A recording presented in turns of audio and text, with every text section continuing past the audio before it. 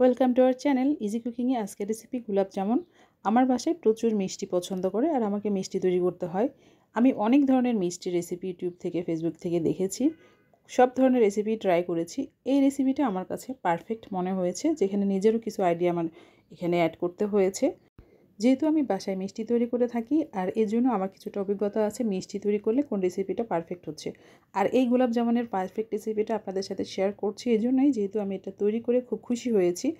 আর এই রেসিপিতে 1 কাপ গুঁড়ো দুধ দিয়ে অনেকগুলো মিষ্টি হয়, তাই আমি এই রেসিপিটা আপনাদের সাথে শেয়ার করছি। এখানে আমি 3 কাপ পরিমাণ চিনি নিয়েছি আর এর মধ্যে 6 কাপ পরিমাণ পানি দিয়ে দিচ্ছি। খেয়াল করবেন 3 কাপ চিনিতে 6 কাপ পানি আর 2টো এলাচ দিয়ে ভালো করে ফুটিয়ে নিচ্ছি। শিরা তৈরির একটা ট্রিক্স আছে, একটা বলক তুলে ঢেকে রাখতে হবে। আমি সেই শিরাটা একটা বলক তুলে ঢেকে রেখেছি। এরপর আমি নিয়ে নিচ্ছি রুম টেম্পারেচারের 2টা ডিম।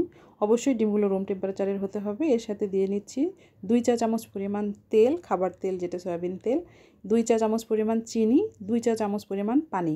খুব ভালোভাবে ফেটিয়ে পাশে রেখে একটা সুন্দর সফট মিষ্টি তৈরি করার জন্য 1 কাপ পরিমাণ গুঁড়া দুধ, এর সাথে হাফ কাপ পরিমাণ ময়দা। 1 কাপ গুঁড়া দুধে অবশ্যই হাফ কাপ পরিমাণ ময়দা দিতে হবে। 2 চা চামচ দিয়ে নিয়েছি বেকিং পাউডার।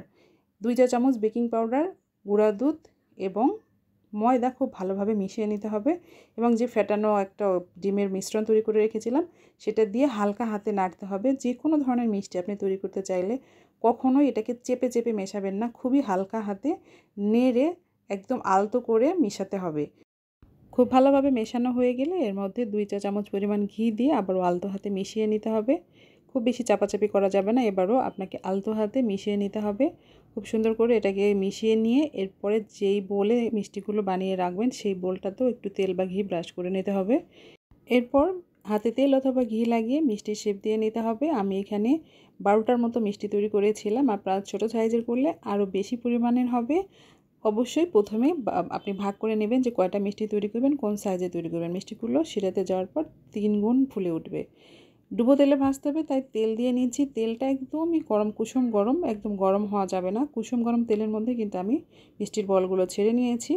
এরপরে একদম লো হিটে 10 থেকে 12 মিনিট, লাগলে 15 মিনিট সময় নিয়ে এটাকে আপনি কালারফুল করে ভেজে নেবেন। যত মিষ্টিটা কালার হবে দেখতে ভালো লাগবে। ভাজা মিষ্টিগুলো আমি শিরার মধ্যে দিব, তবে শিরাটা অবশ্যই ঠান্ডা হতে হবে অথবা কুসুম গরম থাকতে হবে। কোনোভাবে গরম মিষ্টি গরম শিরাতে দেওয়া যাবে না। মিষ্টিগুলো গরম থাকবে কিন্তু শিরাটা থাকবে ঠান্ডা। আর ঢাকনা দিয়ে 5 মিনিট ফুটিয়ে নেব। 5 মিনিট পর্যন্ত নাড়াচাড়া করব না। 5 মিনিট পর আবার উল্টিয়ে দিয়ে আবার ঢাকনা দিয়ে ঢেকে দেবো এবং তখন আবার 5 মিনিট জ্বালিয়ে নেব। কিন্তু চুলার জালটা থাকবে হাই হিটে। হাই হিটে রাখার কারণে এই মিষ্টিগুলোর ভিতরে রসটা তাড়াতাড়ি ঢুকবে। 10 মিনিট হাই হিটে জ্বালানোর পরে এর মধ্যে আমি 2 টেবিল চামচ পরিমাণ গোলাপ জল মিশিয়ে নিচ্ছি। গোলাপ জল দেওয়ার পরে আমি আরও 2 মিনিট হাই হিটে জাল করে নিয়েছি এবং ঢাকনা দিয়ে ঢেকে রেখেছি চুলাটা বন্ধ করে 1 ঘন্টার মতো। চুলাটা বন্ধ করে অবশ্যই 1 ঘন্টা চুলার এই মিষ্টির পাতিলের ঢাকনাটা খুলবেন না, একদম ঢেকে রাখবেন ফুল 1 ঘন্টা। 1 ঘন্টা পরে পারফেক্ট একটা গোলাপ জামুন মিষ্টি তৈরি হবে। তবে আমি যেটা এখানে ট্রিক্স বলছি সেটা হচ্ছে, আমি যেই শিরাটা এখানে দিচ্ছি সেই শিরাটা এই মিষ্টি থেকে বের হয়নি। আমি আলাদা করে শিরাটা তৈরি করে নিয়েছি। চিনি আর পানি জাল করে এই শিরাটা তৈরি করে নিয়েছি।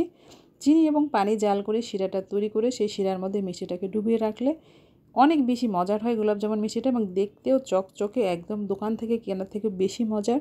আমি যতগুলো মিষ্টি রেসিপি ট্রাই করেছি, তৈরি করেছি, সব থেকে পারফেক্ট লেগেছে আমার এই রেসিপিটা। এই রেসিপির যতগুলো ইনগ্রেডিয়েন্টস আছে সবটাই আপনি পারফেক্টলি ইউজ করলে আমার মনে হয় না কোনো দিনও আপনার রেসিপি ফেল করবে। আর নো ফেল রেসিপি হিসেবে আপনি এই রেসিপিটা ট্রাই করতে পারেন। আমাদের চ্যানেলের সাথে থাকার জন্য ধন্যবাদ আপনাকে। আল্লাহ হাফেজ।